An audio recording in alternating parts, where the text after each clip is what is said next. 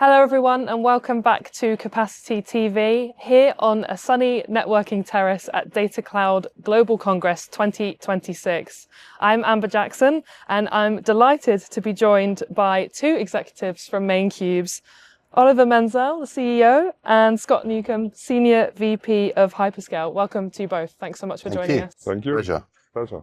I wonder if I can ask you first. Obviously, we're day two here in Cannes when we're filming this. After the first day, what would you say is the one topic everyone in the industry is talking about right now?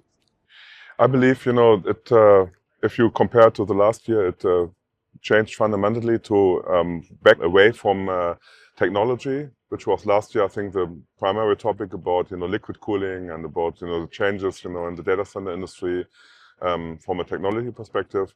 I think now it's all about, how Europe can catch up with the US, which how capacity can, can be brought to market, and it's fundamental shift, how the discussions, went here. And Scott, your thoughts? Yeah, I guess looking at it through the commercial lens, so from a hyperscale lens, there's a recurring theme about growth, how to achieve growth, but more nuance attached to that now in terms of how to be certain about that growth. So there's a lot more questioning about how can you deliver, when can you deliver, what certainty can be attached to that. Fantastic. And yes, obviously we've heard a lot about surging demand over the last day or so. What does that actually mean for infrastructure providers, would you say? I believe you need to be a little bit more creative, to source the right capacity. You have to be much earlier in the market to find the right spots. It's just, there are markets, for example, like we have in Germany and Frankfurt, they are more or less literally, there's more or less no power available in the near future.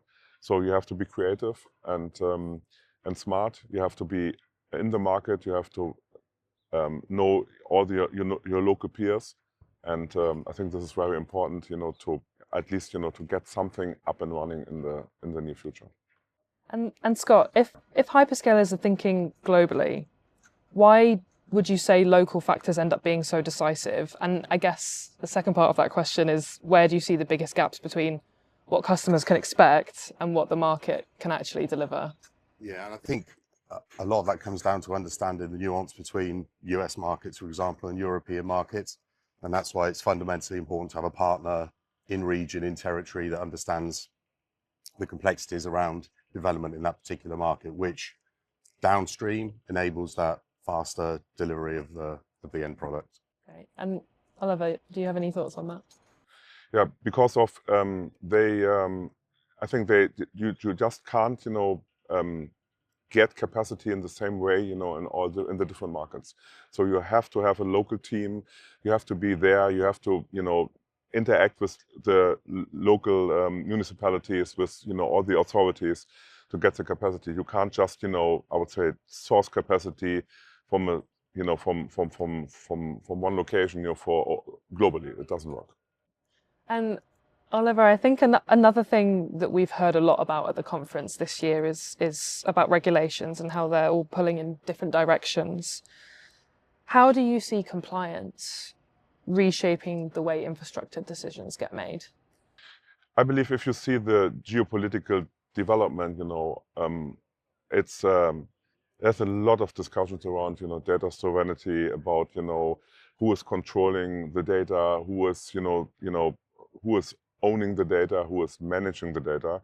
So we see a lot of discussions around that, especially, in Europe. They all try, to, the majority of the data which is not so sensitive to data privacy is already, I would say, served, in the cloud. But now, it comes to, all of the data which needs to be treated, very sensitive. And this is something which is, I believe, something which, everybody's talking about, how we can do that, how it's possible to create sovereign cloud infrastructure, sovereign availability zones. This is something which is, I would say, we are in the middle of that right now. And what do you see the impact being, Scott? Yeah, I mean, from a customer perspective, it's largely about clarity and control of that. They need to work with partners that understand how that can be deployed. I mean, we're seeing, you know, hybrid deployments across multiple regions, multiple locations within region, and it's how that's managed to give that clarity and control is the message I'm hearing.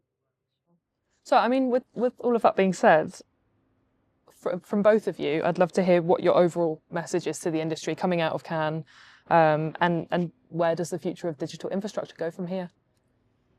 If you, I think the overall message is if you need capacity, you need to be, I would say, very early. You have to source it much earlier than in the past because it's just, you know, very constrained, especially in the markets, you know, which, you know, everybody wants to be. So this is something which is, I think, important to do. Second, it's crucial that, I think, from our perspective, we need to be flexible because even the customers don't know today what exact the workloads will look like in the future. So they just don't know how in 5 years the technology will look like, how much, you know, AI infrastructure, cloud infrastructure, you know, they need to deploy, and they need to, you know, be, which they need to be in the market.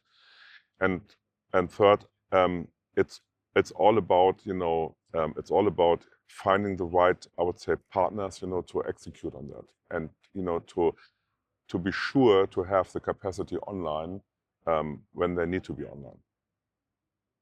Very well said.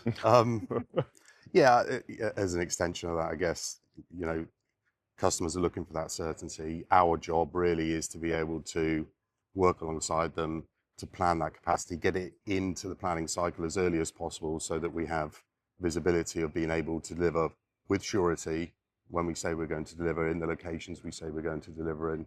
And that helps, ultimately, that helps our customers. Great. Well, it's a pleasure to hear from you both on such a lovely sunny day in Cannes. Thank you so much for your time. Really appreciate it. Thank you. My pleasure. Thank you so much.